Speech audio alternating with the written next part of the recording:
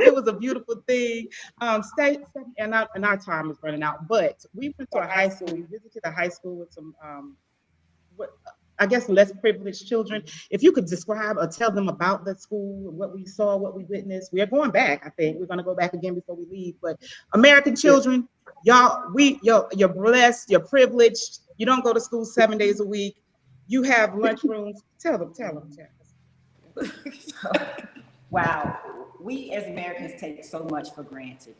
When we went to the Pomalone School, it's kind of hard to describe, but there weren't any school supplies as far as books and things of that nature that we take for granted.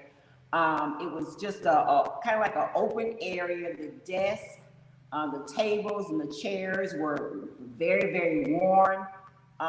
There was fencing that they had to put up on the outside of the buildings to actually keep the students from like leaving the actual premises.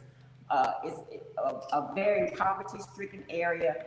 The bathrooms were pretty much non-existent when it came to having public restrooms, things that we take for granted in an actual setting. So yeah, and I want to just say we want to be a blessing to them, because what I love about them, there's no sadness. Yeah. They have so much joy. So much joy. They have lots of joy. Yeah. And the thing that was amazing is that so excited to see Sherry. They're very excited to see Sherry opportunity, or they have something to look forward to. And she teaches them about leadership. You see the kids, and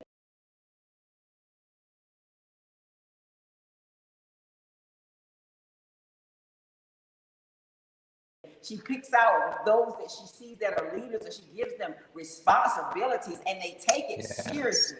They really take it seriously, and she is like a drill sergeant. I will say that. We don't know if we could put up under that.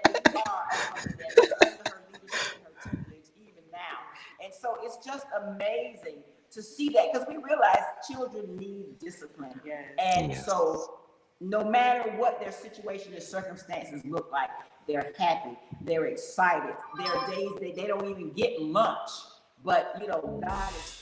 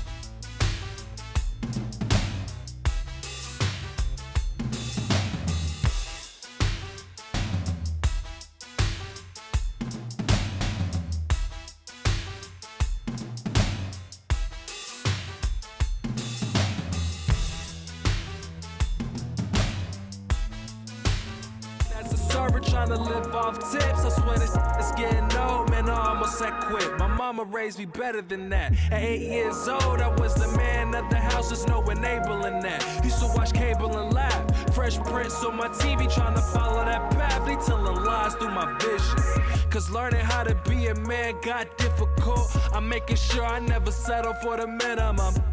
I promise you it's deeper than the physical. Whatever you focus on becomes real as. And you're allowed to outgrow whoever. They say that X marks the spot when I don't see no treasure. But whose map is it anyway? Now let me demonstrate. A breath of fresh air, time to ventilate. Woke up in the middle of the night. I don't let nobody see me cry. Reflecting on the traumas of my life. It's time to spread my wings and just fly. Woke up in the middle of the night. I don't let nobody see me cry. traumas of our life. It's time to spread my wings and just fly.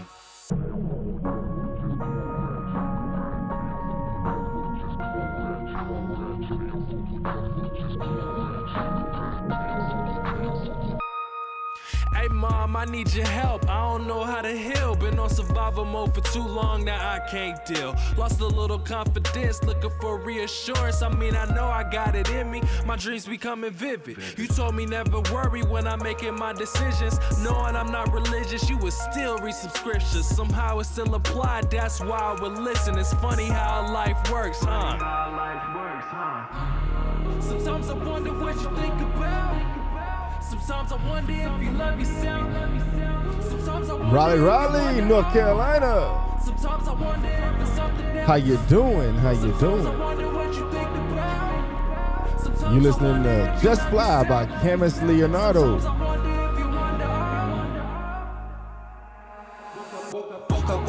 up in the middle of the night. I don't let nobody see me cry. Reflecting on the traumas of my life. It's time to spread my wings and just. We about to get this show started. Woke up in the middle of the night. I don't let nobody see me cry. Reflecting on the traumas of our life. It's time to spread my wings and just fly. Woke up in the middle of the night. Shout out to Camus Leonardo. Shout out to Dane. Shout out. Reflecting on the traumas of my life. It's time to spread my wings and just fly. Woke up in the middle. We're setting the vibes today. I don't let nobody see me cry. Reflecting on the traumas of our life. It's time to spread my wings and just fly. That was Just Fly by Camus Leonardo. Raleigh, North Carolina. Welcome in. You have now entered the RDU Live radio show right here on Oak 93.5 WRLY. And I am your host, Cameron McCarty. I appreciate you for tuning in. If you're listening on the roadways out there, go ahead, reach over, turn us up, but make sure you're buckling up. Make sure you're staying safe. If you're out there on Glenwood, 540, 40, wherever you might be, just want to make sure you're staying safe. It's rush hour traffic right now, and it's a little backed up. It's bumper to bumper. And if you're out there on YouTube or Instagram Live, Facebook Live, wherever you might be catching this stream at, wherever you might be, I want to thank you for tuning in as well. Go ahead, put something in the comments. Let us know you're watching. Let us know you're listening. And don't forget to hit that like, share, and or subscribe button. They say it helps the algorithm or something like that. And today we're just having a little fun. We're just having a Cam's conversation. So this is definitely a call-in show. And that means when we're not playing music, the phone lines are wide open. And that phone number is 919-899-9305. That's 919-899-9305. Look, we got a pretty relaxed show for you today. We've been doing a couple things in the background, making some things happen. If you've been watching and keeping up with the show, we've been talking about the different changes for RDU Live. We're doing some live concerts, and Dame, and you just heard him, one of his tracks. He's been a host on Tapped In, on the Tapped In series, so he's going to go focus on being Camus Leonardo. He's going to go focus on being an artist and put down the headphones of being a host for just a little bit. So, you know, we always want to say congratulations to him for making that choice to be an artist, to do the artistry.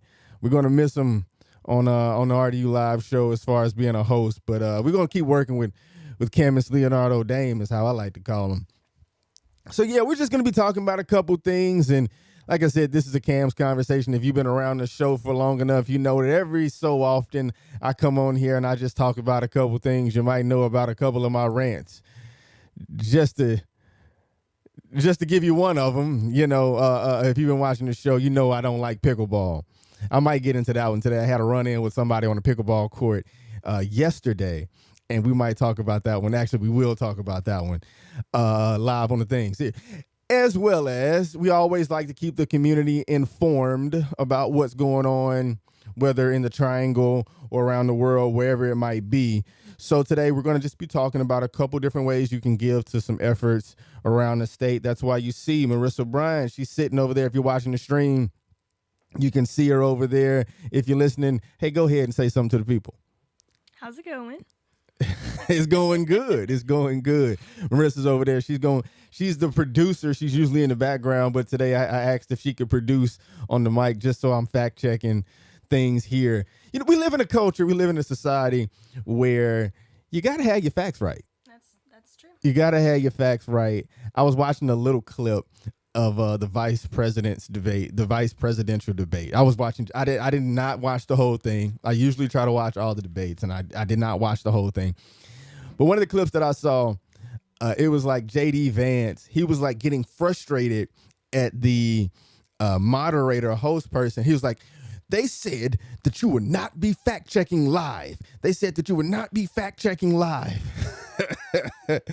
One, why are you afraid of fact checks? But two, that's the interesting point, that the whole fact check thing came about from the person he's running with. Fact checking was not this whole fact checking as a concept has always been a thing, but as a reality live during a presidential debate, that only came about, what is it, 2016? No, 2020, the 2020 election. That sounds right. But yeah, so you know, she's sitting over there, Marissa Bryan, she's sitting over there to fact check a couple things as we get started here talking about what's going on and how we can be involved in the area, in the community. So first up, let's start at home. Let's start here with the RDU Live show, the RDU Live platform, and what we're trying to do. You know, this season, I guess if you want to call it that, it's fall.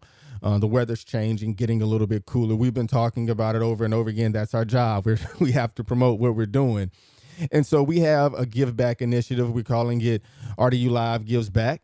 And Marissa, she's over there right now. She is heading this whole thing up, spearheading this whole thing. And so we have a couple different areas and arenas that we've been working in. First, well, not even first. There's no first. But one of the places is we have a GoFundMe. And that GoFundMe is set up to literally receive, you know, actual funds. We've set a goal for, what's the goal we set? $500. We set a goal for $500. And once again, we've said it on other promos. Hey, that's just a target goal. We know that if we can get some community support, we can definitely exceed that. And with your help, of course, we can definitely exceed that. But $500 is our goal. And so with that $500 specifically, it's going to go into the bigger pot that we're trying to do, right? So the whole idea of RDU Live Gives Back in this particular season for Fall Fest is to give back to the homeless community in the Triangle. That's the genesis of it. That's what the initiative is about. And if you want to actually, if you're sitting at home on your couch while we're talking about this, you can go to rdulivegivesback.com and you can see everything, you know, kind of written in black and white that I'm saying right now. That's RDU Live Gives, GIVES, back, BACK.com, and you can see all the things. You can see everything that I'm talking about right now, what the initiative is about. But yeah, so it's to give back to the homeless population. And so in that, Marissa, she's constructed this whole program that at the end of it, we're going to be collecting all the things, all the resources and goods that we've acquired. We're going to be putting them into little care kits, care packages, and dispersing those, hand to hand to an affected area and the homeless population that might be in that area, right? So we're going to really target Durham because we spend a lot of time over there. But, you know, it doesn't matter where you're at in the Triangle. You can still be a part of this. So that's what the GoFundMe, the $500 will go into the pot of resources. We've also set up a registry. What is a registry? You know what a registry is. It's just like a baby shower, just like a wedding registry. We've set up a registry, an Amazon. Is it Amazon? Yep, Amazon. Amazon registry that you can go to. If you don't feel comfortable just giving, cash for whatever reason, that's okay. Totally understandable. I'm a skeptic myself. I get it. But if you don't feel comfortable just giving the cash, then the same that cash would be going to buying these resources or more of these resources. So you can go buy the resources directly. And if you go to the registry, you'll see what we're talking about. There's toiletry items.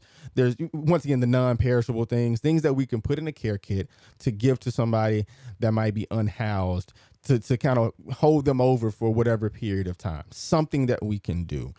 And so that's what that registry is there for, so that you can see all the goods that we're trying to collect and put in the care kits. And if you feel more comfortable just buying the goods, then actually giving the monetary donation, then by all means, that is set up. How can they find the registry? Is it on RDU Live or rdugivesback.com? Yes, and on the Oak 93.5 live stream, I have linked the website, the RDU Live Gives Back website, as well as the Amazon and the GoFundMe. Okay. In there. So. Okay, so if you're out there on Facebook Live, then you can probably see in the comments now. You can see those links. If you're watching on YouTube, go over to Facebook and you can see those comments there, and you can see all the links that can get you where we're trying to get to. So the GoFundMe, we've set the goal for $500. We have the registry if you like to do that way. We have also, our third vehicle for this is we've set up some donation collection places at the Spring Rose restaurant in Durham right now. In Durham, there's a collection point for donations. And what we're going to do with that vehicle.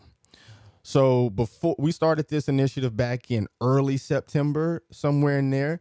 And so we were going to say, hey, you can either do the GoFundMe, do the registry, or if you have items that you've purchased, physically in hand, you can bring them into a spot.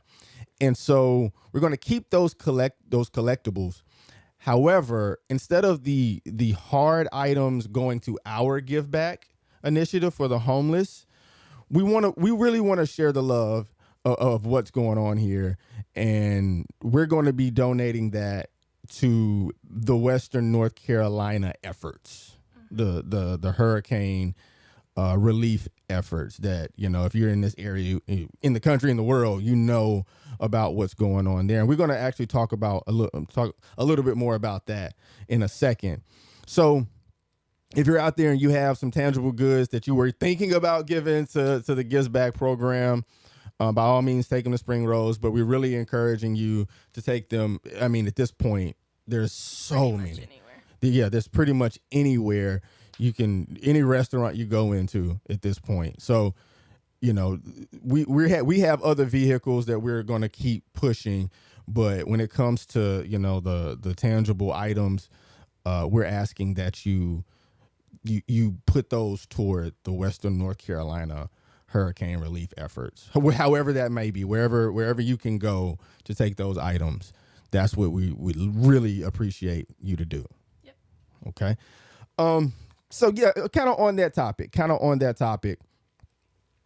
man, that's just something that we can't get around talking about right now in this moment. So we're talking about our Give Back program, our initiative. We're going to come back to some events that we have coming up, but just want to, since we're talking about giving back and just kind of giving that moment, it's in every conversation, every household right now, the devastation. I was going to try to use a softer word, but it's devastating. Yeah. Over in Western North Carolina. So if you're not from this area, that's the mountains. That's the western part of the state is mountainous. That's the Blue Ridge Mountains, Appalachian Mountains, Asheville, Boone. You call it Appalachia. Appalachia? No, it's Appalachian. Okay, there's two different ways to say it. There's Appalachia is... I've only ever heard Northerners call it the Appalachian Mountains. No. So it's the Appalachian Mountains. Okay, so you do say Appalachian. Yeah, it's the That's what I'm saying. It's two different things. Okay, I get what you're saying. So they live in the Appalachian Mountains, but as a place, it's the Great Appalachia. You just said Appalachia. Appalachia, whatever. It's Anywho. Yeah, we digress. But yeah, so just keep those people in your thoughts and your prayers. If you have family up there, definitely make sure you're checking on them. I know, this has been going on for about 3 weeks now. So I know that everything's been circulating and all of that good stuff. But something that is really big on me is in times like this, it's not forgetting the lasting effects, right? So a little backstory, I'm from Jackson, Mississippi, and I was in Mississippi during Hurricane Katrina. And yes, it was bad that week, right? When you didn't have lights and it was hot and a lot of things happened. You see the best of society and you see the worst of society. And what oftentimes happens in these, disaster situations, especially when they're not in Florida. Florida, we gotta talk about them in a second, but it happens so frequently. Their whole system is different. They have a system. Yeah, they have a system. They have a whole system. But then you talk about places like Appalachia or in the mountains, they have a system for snow, right? But a hurricane, there is no system in place for it. And you get, at some point the lights come back. At some point, the food supply starts to happen, whether it's, airdropped or whatever, the FEMA, whoever, there starts to be things. But us as a society, once the media storm kind of goes away, that month, you get into October, then we stop thinking about it. And that's with everything that happens, that's just our society. But especially in these disaster situations, because a month later, 2 months later, those people, their lives are completely different. Their lives are changed. People are displaced. Even places surrounding will change. I think of places like Charlotte. Their landscape will change a little bit because a lot of people will literally have to move. And, where they're going to move to. They're going to move to surrounding areas. So once again, going back to my own reality, was living in Jackson, Mississippi during Hurricane Katrina. Jackson, Mississippi is about 3 hours north of the coast. About 2 hours and 50 minutes, 3 hours north of the coast. Of the coastline. About a strong 3 hours from New Orleans, put it like that. And so, Hurricane Katrina hit, of course, it devastated New Orleans. And I never forget, it was like overnight, like literally 2 weeks after Hurricane Katrina, we get my high school, there's, 8 high schools at that time, 8 high schools in the city or whatever. My one high school gets an influx of like 200 or 300 more kids, like overnight. And it changes the cultural dynamic for a good way, bad way. I'm not trying to say it's just different, and their lives are different and their support looks different. And so just remembering that people are human. And when you go through things like this, it's patience and it's compassion. And I think by and large, most people get that. Most people get it. But once again, when you go through these disaster type situations, you see the really good in people. You also see the really bad in people. I was seeing stories come out of Western North Carolina. I'm not going to name any cities because I don't want to. That's not what this is about. But people were, getting shot over ice. This was like a couple weeks ago. Yeah. People, pulling guns over basic necessities. But that's what happens. That's the things that we don't see sometimes, that people have to learn how to live together in a very, lack of a better term, archaic society. And even in those towns and things, they're small. So the places to go and their resources are already just already limited. Just smaller towns. Yeah. So having, all the people in the mountain have to rally together or come together or hike for miles, or you saw people riding horses to get around and all of that. So just having a small area and small amount of resources for a small area in a time like this where you can't really get resources in anymore. Right. So it's just going to amplify a little bit more the need there. Yeah, I Yeah, I feel for those guys. I feel for those people in general. And so if you're out there listening, and I know everybody has heard of, I guess I'm just another voice putting it out there, doing my part in the situation. If you have anything, any resources of any kind, and you feel so inclined to give to those efforts, please, by all means. There's so many different ways, so many different places, nonprofit organizations, profit organizations, it doesn't even matter at this point. I think sometimes people get caught up in the nonprofit. Can I write it off on my taxes? Like if you're in that mode, then maybe you shouldn't give. Just saying. But yeah, so speaking of a couple different things, speaking of resources and community and all of that, one gift to Western North Carolina, we have our RDU Live Gives Back program that we're doing. And one of the marquee events of our Gives Back program, when we had our live concert, the RDU Live playlist concert, was phenomenal back on September 28th. And then this month, we have another event coming up on October 26th, and it's our Fall Fest vendor event at Spring Rose. Is that correct? That's correct. And what's the address to that? Do you have that on hand? You would think I would know this. I'm pretty sure it's 701 West Main Street In Durham. Yep, 701 West Main Street in Durham, the Spring Rose location. It's going to be a Saturday. That's a Saturday, I believe. What's the times on that? We'll have vendors from 12 to 5. Right now we have about 6 vendors. A variety of baked goods, crafts, smelly good things. Smelly good things. Like not Scentsy, but like wax warmer things. And then one of my coworkers, Sharika Crossland, will be there with her Kinsland soap. So shout out to her for coming. And Other being part smelly of good our things, event. right? Yes. So if you want all natural soaps and different body products, she'll have those ready for you on that Saturday as well. Okay. So Saturday, you said 12 to 5 is the vendors coming out. And this is Spring Rose. Spring Rose is an Asian restaurant.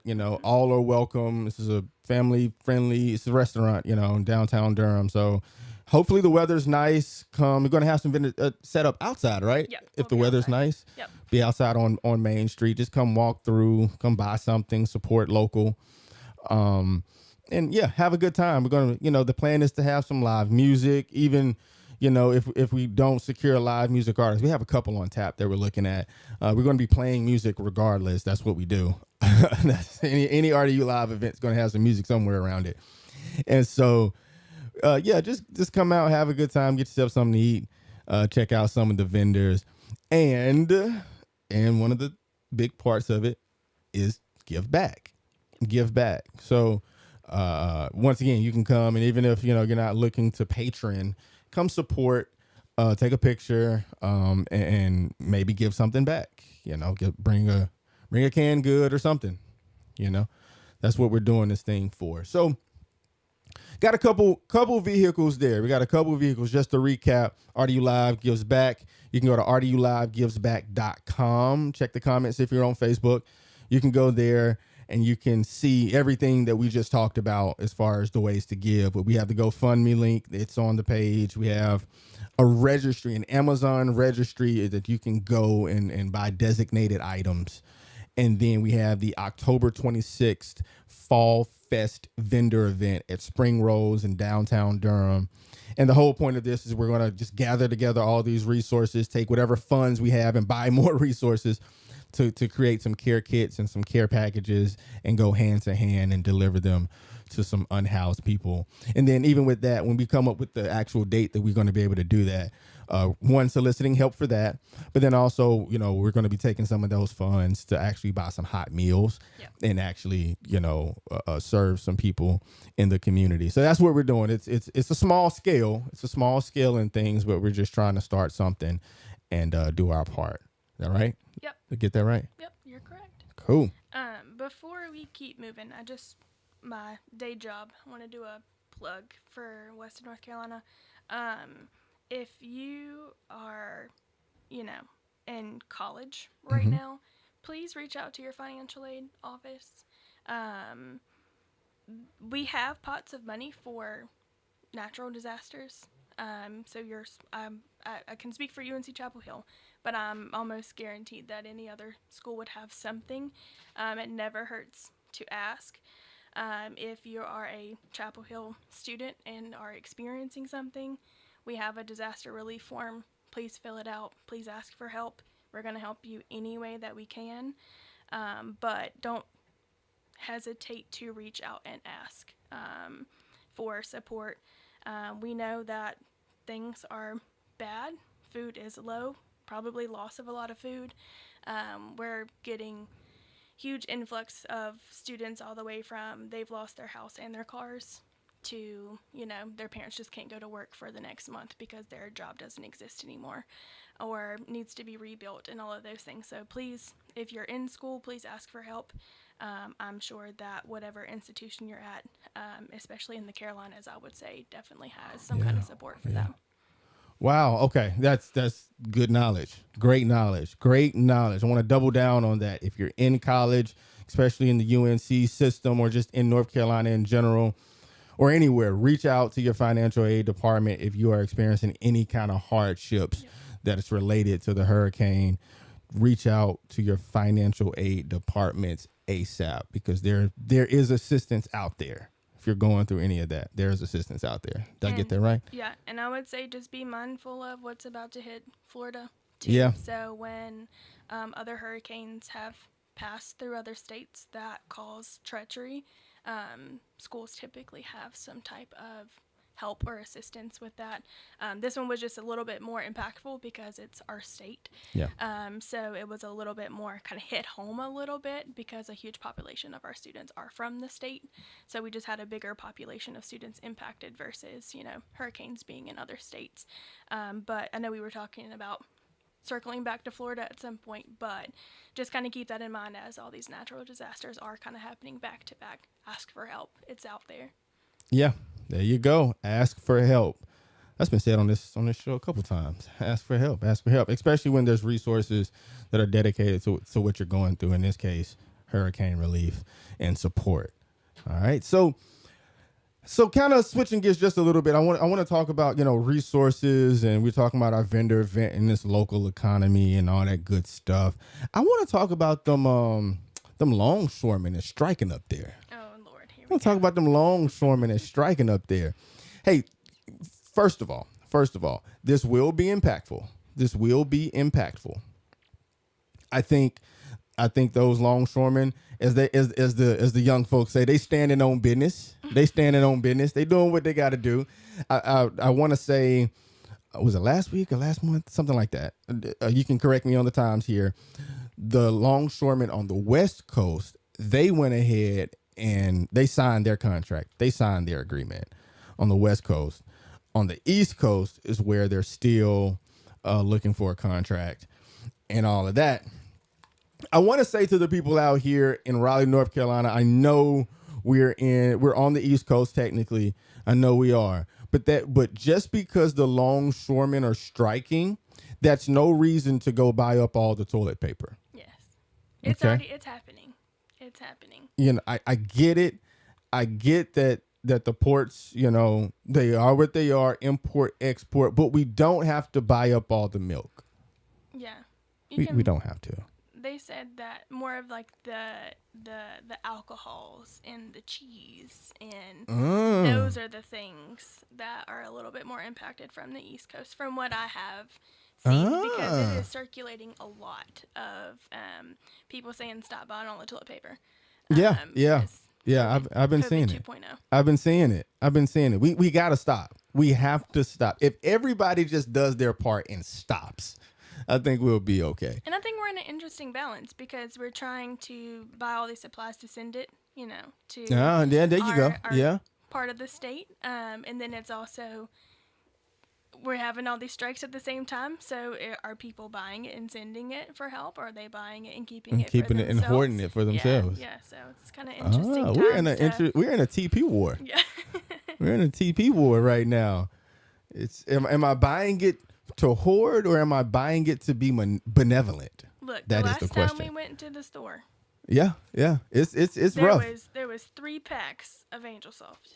It's rough. And that was it on the shelf. So maybe we just went to Harris Teeter at the wrong time. At the wrong time. I don't know. I think it's a thing. I think it's a thing. Yeah, we can. If there's a caller out here that knows, feel free to call in. That number is 919-899-9305. 919-899-9305. If somebody knows about this, when it comes to times like, ports are striking and or hurricanes happening, can you just like reach out to Charmin and buy straight from the factory? Can you do that? I don't think so. Can you just go, I want to buy 400 rolls of toilet paper right off the line. I don't want to have to go through Walmart and Harris Teeter. I mean, normally that's cool. That is so cool. But right now we are in a disaster moment. Can I just buy it straight off the line? There's got to be a way. I feel like as close you get to that is wholesale, which would be like Sam's Club. But I still got to go through Sam's Club. And I don't know. Everything is online now. Why can't I just watch them make it on the line and say, I want that one. I want that roll. I want that roll. No, yeah, okay. So being serious, seriously, stop buying all the toilet paper. But but on the serious side of that, I haven't dove into the striking, up there. But from what I have seen, there's compromise on both sides. Of course, that's just how those union things work. However, unions have a place. Unions definitely have a place to protect themselves, to protect their constituents. And I think that's what they're doing. They're fighting for what they believe is right. And, the powers that be have to step up to the plate and both sides have to compromise. So I don't ever want to look at someone, at especially these strikes and go, oh, that side is wrong. That side is wrong. I don't think it's that ever. I think it's the union typically is standing up for itself in some form or fashion. So I guess I'll have to err on the side of the union on this one if I had to take an opinion. I was getting around to saying that I had to play both sides before I gave you my side. I got to coin that. But so one of the other kind of concepts I wanted to talk to around strikes and the unions is kind of why I was bringing this up is the auto workers union in this area. I want to shout out to them. I think it's the Southern United Auto Workers. Their union here.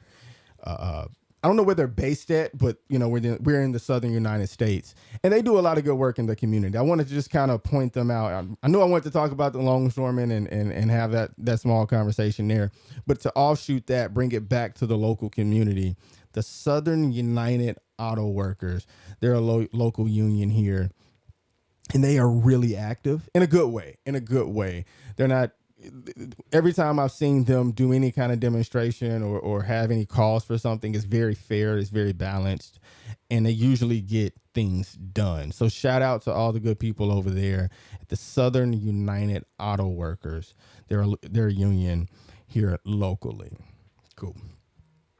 So a couple other things that I wanted to note and talk about and circle back to that I haven't done in a while. I don't know if I've said it on the show, but CJ Baker's open mic night. CJ Baker's open mic night is back on. It's back on. So we were at Durham Beer Garden for a couple months during the summer. Shout out to Durham Beer Garden and the wonderful folks over there, the owners. They're really good people.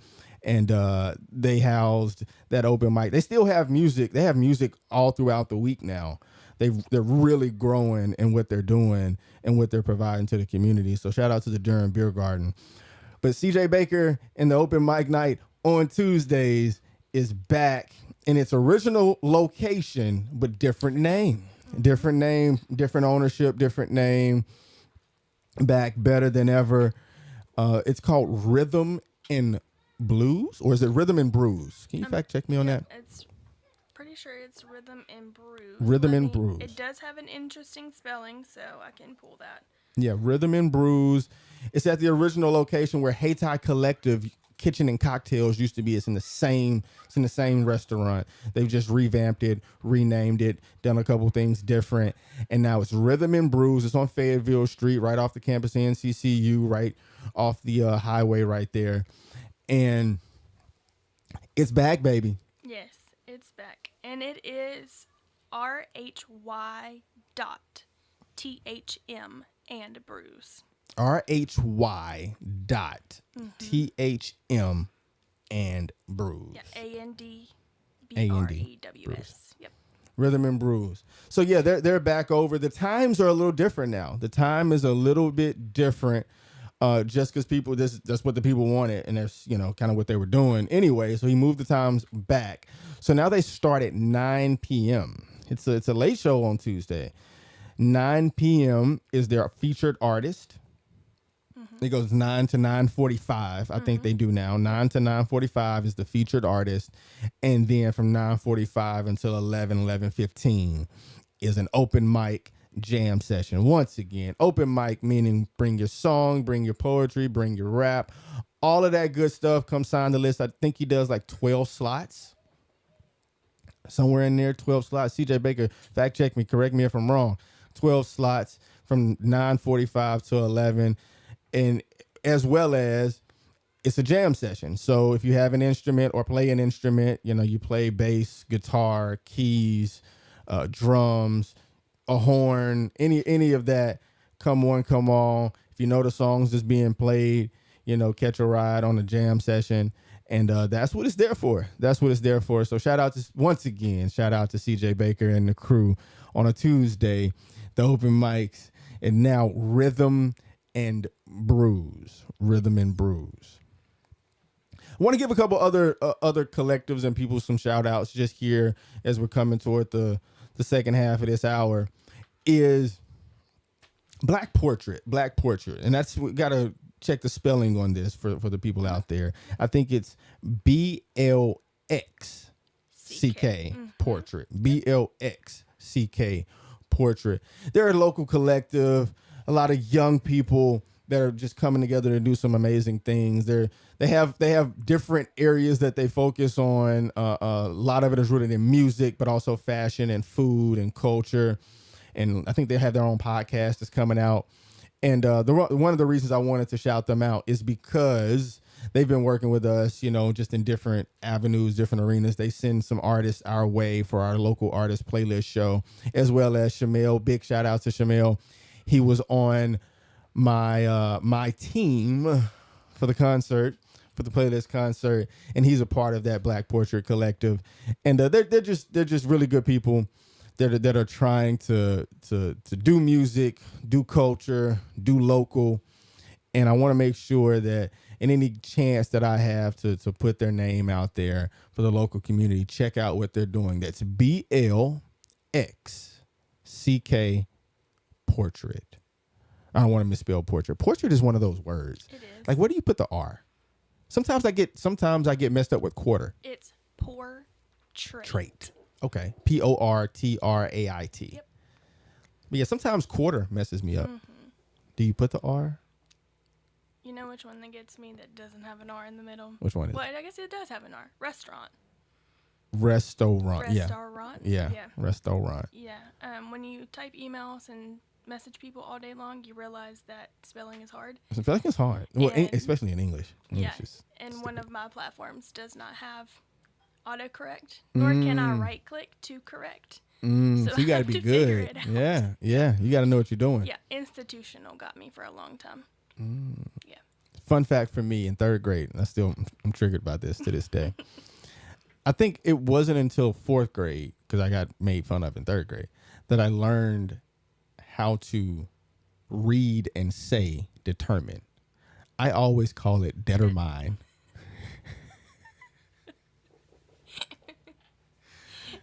Okay. Determine. And my teacher didn't correct me. Okay, well that's the education part that's the right there. triggering. That's the triggering part. My teacher didn't correct me. I would spell it correctly, but I'd just say it as determine. Shout out to your third grade teacher. Shout out to my third grade teacher, and that's why I can't remember her name. Even if you did, you probably wouldn't say it right. Yeah, even if I did, I probably wouldn't say it right.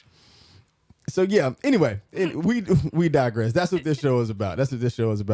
Hey, we got about 15 more minutes on air, maybe a little bit less. If there's something that we talked about that you want to have a comment on or call us, by all means, the phone lines are wide open. We're just kind of hanging out, having fun, talking about a couple different things that we're doing. That phone number to call us is 919-899-9305. That's 919-899-9305. Now that we get into the backside of this thing, I wanted to circle back to a situation. Okay. A situation that I had with some very nice people. Some very nice people. Hey, if you've been listening to the show, you if you've been following, at any rate, you probably know about my feelings about pickleball. I think it's nonsense. And that's just my opinion. And some people have been trying to get me to play pickleball. They say, if you play it, you'll like it. You play it, you'll like it. And that's one of those things where I don't want to try it. Because you'll like it? No, because I just don't. I just don't. This is coming from a person. I've been skydiving. I have been skydiving before. I've jumped off the tower in Las Vegas. I've jumped off multiple buildings in Las Vegas. You can do that. And that's just one I don't want to do. I just. Can you please explain your correlation to jumping out of a plane and playing pickleball? It's one of those things where I will try. It's just an example that I will try things. I'm not afraid to try things. It's just I don't want to try it. So playing it always comes back to playing basketball, and this is where my whole correlation starts here. So Sunday, going out, trying to go play some ball with some guys, just kind of meeting people. And now we got a little basketball thing going. We try to play every couple weeks, whenever we can. We're in our 30s. We play whenever we can. And we set up a time, say, hey, we're going to meet at the court at 12. Cool. Of course, we're adults. We got there at 12:15, 12:30, whatever. Beside the point. There's like 4 courts, and there's literally only maybe 5 people in total between the guys that I came with and people just trying to play pickleball. So that gives you the account. 2 pickleballers and 3 basketball players. By right, we have numbers. Just saying that. As time progresses, the numbers change and it becomes a little more, robust and still equal. But at this point in the story, there's 2 pickleballers and 3 basketball players. So our third comes. We're just shooting around. This isn't anything serious. We're just shooting around. We were there before the pickleballers. They came in after us. They're on a different court down the way. They hit the ball. They hit the paddle. They hit the pickleball, I guess is what they call it. And it comes to our court. Okay. Said pickleballer does not understand certain rules around basketball. You don't. So we're just shooting around. We're not playing an actual game. So they're not interrupting a game. But like when somebody is jumping in any form or fashion, you don't like go under them for any reason. Like even if you're playing the game of basketball, you don't undercut people. If they're going up for a layup, you don't go under them. If they're shooting, you don't go under their feet. Well, this person did not have the wherewithal to understand their whereabouts. And one of my guys we're just casually going up for a layup, and this pickleballer runs right up under them to get their pickleball. And this is why I think pickleball should be abolished, abandoned. It's those things. It's little things like that. Yes, we can all play together. It could all be cohesive, but my guy could have got hurt. Yeah, I think the common decency is to say ball, like loudly. If you've ever played in a volleyball tournament, you have 3, 4, 5 courts going That's at one the issue. time, and it's So- the same thing. You don't run under Pickleball has made it to where the people who should not be playing sports are out there trying to give it a go. That's actually a fact. So my dad is not athletic at all, and he got roped into pickleball. And I mean, he's love you, Dad, not like the best pickleballer ever because The pickleballer. Oh, this is bad. But he can get out there and have fun with it. So I guess it's the and one would go, oh, there's a sport for the people who otherwise wouldn't be playing sports. Hurrah, hurrah. And I'm going, no, you shouldn't be playing. I've been getting a lot of heat over this one. I've been getting a lot of heat. I have ruptured some friendships at work. I've really been getting a lot of heat. I've been getting a lot of heat over this one, over the course of the year that I've been talking about this. And, it's only growing, especially in our Triangle area. It is growing like kudzu. If you don't know what kudzu is, look it up. And I'll tell you what it is. It's that plant that grows on the side of the highway that once it starts growing, you cannot get it to stop. It grows over everything. That's what pickleball is. And so, yeah, there's some days when I go to work and I can tell that that I'm not liked. And I know it's because like the day before they were playing pickleball, and I just remind them of the antithesis. Yeah, sure, that's exactly how that. Yeah, that's how I figured. That's how I figured. But look, no, we're just having fun. We're just talking about a couple of things. I know I'll say I'm having fun, but I'm also serious when I say I don't like pickleball. I'm just not gonna let that go. And there's another thing that we've been talking about, as a running thing. I'm not gonna go into it too deep. I can't have two rants today. But this food industry, it's actually coming up. It's actually making a turnaround. The food industry and the service thereof. We started the year off, and I have a video out there, and I was making an appeal. Mm-hmm. I was making an appeal to the restaurant industry, and all I asked was that you get my food right. Yes. That's all I asked. Mm-hmm. And over the course of the year,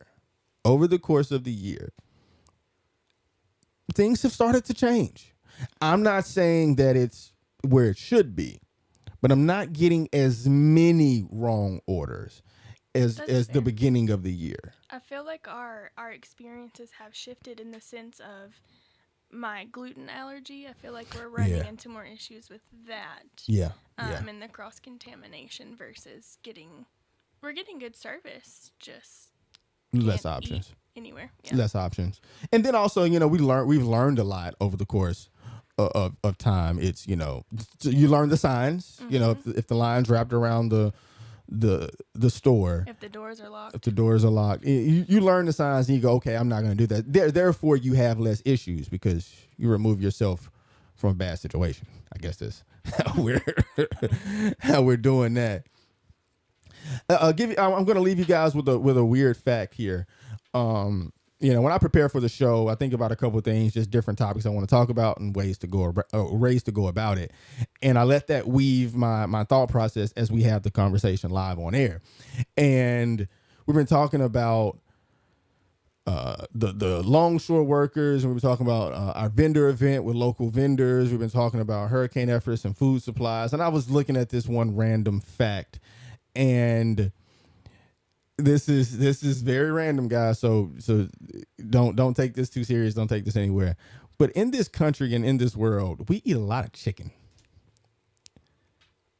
We consume about 9.3 billion chickens a year in this country alone.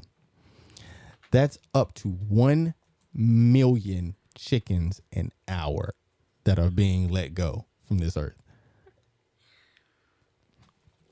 That's a lot of chicken. So I know we were going through the wing shortage and we were going through supply chain issues, hence, kind of piggybacking on the longshoremen. We were going through supply issues and the chicken wings was a huge shortage. I'm looking at the price of eggs. The price of eggs is just ridiculous. The price of eggs, and I don't understand why it has spiked so much. Gas went down, but eggs are still going up. And anyway, this is very random, I know. However, we eat a lot of chicken in this country. And there's a couple reasons behind why, it's an easy source of protein. It's also easier to harvest and to duplicate than like a cattle or a pork. It's cheaper to manufacture. I say manufacture, but cheaper to harvest chickens than it is other forms of protein. But yeah, 1 million chickens. Nobody thinks about things like this. And when we start thinking about strikes and how we move products across the country, across the world. Just the concept of a shortage of chickens or the increase in the price of eggs. We consume about 1 million chickens an hour in this country alone. There's a whole poultry production and value 2023 summary from Cornell. A poultry production summary from the University of Cornell University. Wow. I didn't even go that far.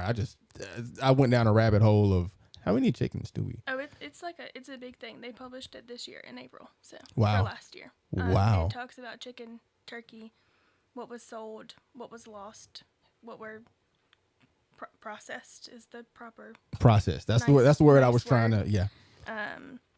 Not the S word, but like the value of chicken versus turkey. So think about this. I was watching. Instagram is just a great news source. These aren't news articles. These are just people making funny jokes. But the concept, when you go get a 6-piece of wings, I mean that's a small portion. That's a small portion. A 6-piece of wings. How many chickens does it take to make that? It takes 2 chickens to get that 6-piece. They only got 2 wings. So it takes 3 chickens. It takes 3 chickens to get your 6-piece. Yeah. That's think about how many 6-piece wings are being sold. It would be interesting. I wish that this went a little bit more into detail because obviously the production of turkeys is higher than chicken, numbers wise on here. Really? Yeah. Turkeys is higher than chicken? Yeah, but you got to think. I wonder how inflated this is just for Thanksgiving. Like, I wish it was actually like a month breakdown, which it might be. I didn't scroll that far in here. But it actually breaks it down by state for production and value per state. Wow. For chicken. So if you're interested, North Carolina lost 4,200. Or, no, this is per 1,000. So, lots of chickens. Lots of chickens. These. I know this sounds really, really random, but it's just things you don't think about. It's things you don't think about, and our consumption and how goods move, and that's a lot of chicken that's being moved across the country. Plus other things. I don't know. We getting to the bottom of the hour. We're sitting here talking about chickens. Talking about chickens. Hey, look, thank you guys for tuning in. Remember, rdulivegivesback.com. You can go check us out there, and whatever you can give, whatever you feel that's on your heart to give to our initiative, please do so. Please keep Western North Carolina in your thoughts and your prayers, and make sure that you're giving back if you can to that whole thing. That's a real thing. We got some events coming up. October 26th is our Fall Fest vendor event at Spring Rose in downtown Durham, 701 Main Street. Don't forget, it's Tuesday. CJ Baker and the crew open mic at Rhythm and Brews on Fayetteville Street in downtown Durham. Look, I appreciate everybody for tuning in. We're going to get off of here and let you have your Tuesday evening back. Stay tuned for the mix from DJ T Wild, and then stay tuned after that for Cocktails and Conversations. Always a good Tuesday night when you're listening right here on Oak 93.5 WRLY.